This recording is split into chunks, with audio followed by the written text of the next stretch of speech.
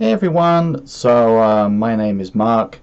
Uh, some of you may have met me, you may know me a little bit, and some of you have never heard my craziness. For those that have met me, we probably had some interesting conversations, and at some point I said, well, this is a very long conversation. What I should do is try and write something, which I try to do for 15, 20 years. Finally realized that the stuff in my crazy head cannot really be written down. It's simply, we'll talk about that, what I call non-linear thinking versus linear thinking. And so I try to put stuff out on a channel, which is what I'm doing now, on a YouTube channel, because then it's me speaking. And some of us were talking about Brooke, actually. If you're watching this, you talked about someone you were reading, someone who spent their life studying the mind, and talked about the magic of conversation. And there's something to that. I liken it to when a musician, you can play on your own. When you play with a group of people, something different happens. You can't really explain it. And I've discovered through a process of first trying to write and then try to create these videos that me talking to my crazy self like this is different to me talking to you in person. So the aim here eventually is to get other people sitting next to me here, and then some of that magic can happen. But for now, just to start with, to give you guys that have met me know where we're headed in these conversations. For anybody that hasn't, to quote a line from the movie The Matrix, buckle up, Dorothy, because we're not in Kansas anymore. We could use phrases. What a big thing with me that you've all probably heard I talk a lot about is about that words and language are sort of an illusion, which we will talk about. What you perceive that I am saying right now is not what I am actually saying. What? Okay, so we'll call that a rabbit hole. So we'll go down that rabbit hole. The rabbit hole, I spent 30 years studying human communication, or communication, what's really going on in the mind. I think very few people understand much about it. I mean, maybe if you study things like neuro-linguistic programming, you may know a little bit. If you studied hypnosis, maybe a little bit. If you studied brain sciences, a little bit. But that rabbit hole goes very deep, very deep. So if that is central to everything, because whatever anyone has to say has to go through the medium of human communication. So now I don't want to throw too much in this intro, but people say, well, what? My mind kind of goes off on a tangent. This is why non-linear. So you just have to try and buckle up here. I will bring this back to what I'm talking about there. But people say, what do you believe in? Are you religious, spiritual, whatever? And I sort of go, it's very hard to explain. So part of this channel, which will take a really long time, is to explain what you could call it believe. Believe is not really the right words again. So I would describe what I know as what's called symphonic calibrationism. What the hell? It's just words. It's just words, and it will take a long time to explain. So calibration comes from science. So really what I am about is combining scientific thinking, we could expand that to logical reasoning, with symphonic self. Symphonic is to do with what you really are, and a perception I have of what this all is, what you will call reality. I actually call it something else. I call it an experiential domain, and I'll explain why. It's all very involved. There's no quick, just give me the quick. No, there is no quick. If I give you the quick, it's an illusion. Okay, this is the problem, what I call the shallow versus deep knowledge problem. Our minds tend, most people, to want quick, but quick is an approximation. It's leaving out important detail. It's what we call an abstraction. An abstraction is when you leave out detail you deem not important, but all the detail is important. I joke with people, if you ask me, I study quantum physics, could you just, give me the cliff notes to quantum physics? Well, I could, but I mean, it would be worthless. And that's the same problems we have. So everything about me and this channel is about going deep, that, down the rabbit holes deep, and everything I say I've thought, unbelievably on, amount of time. And the hardest thing about this is that out there, on the internet and the world and everything is, how many books have been written, how many people have made YouTube videos, and some of it will sound similar to what I'm saying because of this human communication problem, but you'll just have to trust me for now. What they're saying is nothing like what I'm saying. What I'm saying, I know from a lifetime of talking to people and being told by those other people and for myself and looking, is very unique. And it's up to you. If you don't want to listen, turn this off. But if you want to hear a unique perspective, I very much doubt you have ever heard anything close to. Though initially the words might sound similar to something you've heard in spiritualism or metaphysics, it isn't, because you need the whole picture. It's like a 10,000 piece jigsaw puzzle, and some of the pieces look the same as those things, but when I put the whole picture together, you're going to see that what I see in this crazy head is very different to anything you've met, very unlikely to have heard. There are people who have put similar things or think similar to me, obviously, without sounding whatever, but I mean, those people probably thought to be crazy. The word crazy will come up because anybody that thinks like me, it's so different that most other people cannot understand what you're saying, which is why I didn't end up writing books, or why I'm trying to put this on the channel, because there is no, this kind of thinking, there's no real word for it. I call it gray zone of thinking, which I'll explain. There is no simple way to communicate it. Okay, so I liken it, I borrowed from the Renaissance. Raphael, Leonardo da Vinci, whatever, asked, how do you sculpt such beauty out of the rock? And they say, I don't. The beauty was in the rock. I just chiseled away the outside to reveal it. Now, that's a very powerful metaphor that, for me, that, what I am trying to communicate to you all, in my head, there is no direct way to do that. Even all the conversations some of you and I have had, I have to chisel away for a very long time all that rock, and when we'll get there, it's a joint effort. And if you don't want to do your part, and if you just want quick, or you just say, oh, this is hurting my head, all the things I've heard my whole life, then fair enough, then you will never chisel away that rock. But I can take you through the journey that my mind has gone on, very uniquely in this particular life journey that I'm having.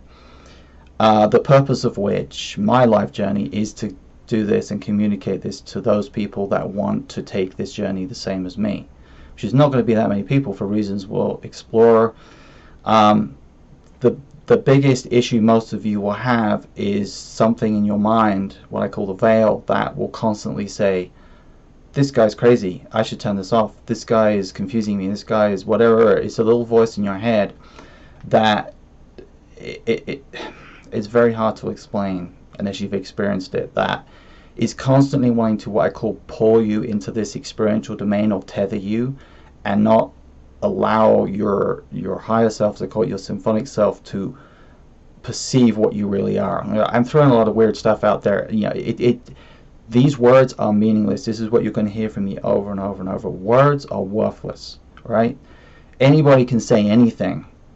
What matters is, so I talk about talking the talk versus walking the walk. So what really matters is what you actually, how you actually behave with your mind, how you use your mind. And that involves a long journey of training. Training is the wrong word, but evolving, or what I call elevating the way you observe yourself. I call introspection. I'm throwing a lot of stuff out here. There is so much to go through, which is why I said to you guys that met me, eventually it's going to be thousands of hours out here. There's no other way. There's no other way. You know, I often talk about the metaphor of walking up a mountain. You have to take every step, and the steps have to be, you know, if your steps go off to the side, which is what most stuff you're going to hear in books and the internet, whatever, you know, people have, they have some direction up the mountain where you're trying to get to what we could call the truth, but mostly it's kind of doing this, it's zigzagging off, and you'll never quite get there. Okay, so those that have met me, I will never say to you, you know, I know the truth. What I say to you is that the truth is a personal journey. You have to take the journey. You have to do the work. This is what no one actually wants to hear. Okay, what we all want to believe, that voice in our mind again, is that we can just go read some book, we can watch some guy, his channel, and it could be mine, and that will give us the truth. What I'm going to tell you the exact opposite of anything you've probably ever heard, which is that no one, not me, not anyone that's ever existed or ever will exist, can give you the truth. Getting to the truth is a journey where you have to do all the hard work. It's like the difference between, and again this is a metaphor, between when you're a child, let's say you're 5, and your parents do your thinking for you. They tell you what's right and wrong and how to behave. But once you transition through your teenage years, you have to start to, you know, make decisions for yourself, because your parents aren't there all the time, and you may make some good decisions and some bad decisions. They're not actually good or bad. This is just a way of thinking about it. Okay, every experience you have teaches you something, whether it's air quotes good or bad. But eventually, the aim there is to become an adult. What an adult would be is someone that can make those decisions for themselves, and in a what I would call balanced way. But my meaning of the word balanced is not what you've heard in other things, you know. So think of balance, people think of a seesaw. I'm trying to balance a seesaw. The deeper I've gone on this journey is the understanding that balance is more like a 5-dimensional object that can never perfectly balance. And the objective of our existence is to learn that complexity, how difficult balance is. If you want to perceive as a god would be an entity that is so evolved that it can balance this 5-dimensional shape, if you like, seesaw, that cannot be ever perfectly balanced. It's very difficult to explain that, but it's a long journey to understand what I'm saying there about balance. But balance is not this simplistic thing. The further you go on the journey, there is no such thing as this perfect balance. You're just trying to find the optimum balance. I'm losing my train of thought now. This is what happens. I should have done this when I was younger, where my mind could pull everything back. As you get older, what happens is you like, what the heck was I talking about? Especially as it took off the top of my head, because it would take too much time for me to write everything down. So you just have to deal with that, unfortunately. I've covered quite a few things there. This is really just meant to be an overview, kind of give an idea. Those of you who've met me know full well what's involved in listening to me or talking to me. And really, I say that's my disclaimer, is that anybody that hasn't listened, I essentially will push your mind to potentially madness. And if you feel yourself like, oh, this is too much, it probably is too much, you need to step away and not listen to me. This is the opposite of what you're going to hear from most people. Like, I'm not interested at all in trying to have, you know, millions of subscribers or people trying to convince you of something. I'm exactly the opposite. What I'm here, you know, to give you, if you want it, is a perspective from someone that maybe has got a long way up that mountain of what you call the truth, and knows therefore that I can't actually tell you the truth. I have to give you, you know, a compass, a map, and you have to take the steps. I can give you the steps, I can give you that, I can give you the direction, and it's up to you. Okay. So, but the most important thing I would like to get across in that is for people not to take other people, like, you know, it's not that false or fake. This word is very popular right now. So I talked about that mountain metaphor. Religions are not false or fake. Spirituality isn't. But instead of going straight out the mountain, it's going like this. It's got elements of what we could call the truth, but it's got a lot of other stuff in there that is never going to take you straight up. It's going to limit you. So it'll take you a few steps in the right direction, but it will never take you all the way. That's the journey. The journey is the discovery of that. So you have to be prepared to question absolutely everything you believe you know. Not forget about other people. It's not relevant. If you want to discover what you are, what this is, what so-called the truth is, it's not. Other people are completely irrelevant. What they believe, what they think. It's purely about questioning what you believe. And most people, I have discovered, are too frightened to question what they believe, which means that we will never be able to go. Those people, you might as well just turn me off, because you will never be able to go forward. You're just going to be stuck where you are right now, which is okay. That's where you're meant to be ultimately, as we will discover, and we'll talk about in this. But for those of you that can and do want to, the danger for you is that don't like sit here and listen to me too much. Do it in steps, because it can get overwhelming. Someone says to me, you can become untethered, is what we'll call it.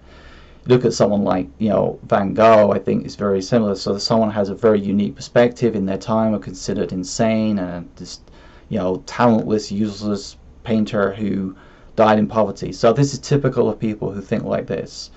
Most people will not be able to perceive what you're saying or think you're crazy. Actually, those of us that think like this are the most sane people that exist. And actually nearly everyone else is, to some degree, depending on you want to define it, insane. And it would take a lot for me to explain that, which you will discover on this channel if you want to listen to it. It's kind of like the Mad Hatter's Tea Party in Alice in Wonderland. But there is no quick way to any of these things. So that's my disclaimer. You have to put a lot of work in. You have to be prepared to question everything. You have to be prepared to step away if you feel yourself becoming untethered. I think that's it. I think I'll do for this initial whatever. It's really important that I bring in other people at some point, because you do like talking just like this. You're never going to sound that sane, because you're talking to yourself, right? People who talk to themselves are nuts. So let's bear that in mind. Also, I apologize for any glare. It's literally the search for the Holy Grail, trying to remove glare. I've tried everything. So I apologize for that. There's nothing much I can do about it right now. Okay, everyone, take care, and we will start the journey, if you like, if you want to take it up that mountain, on the next video.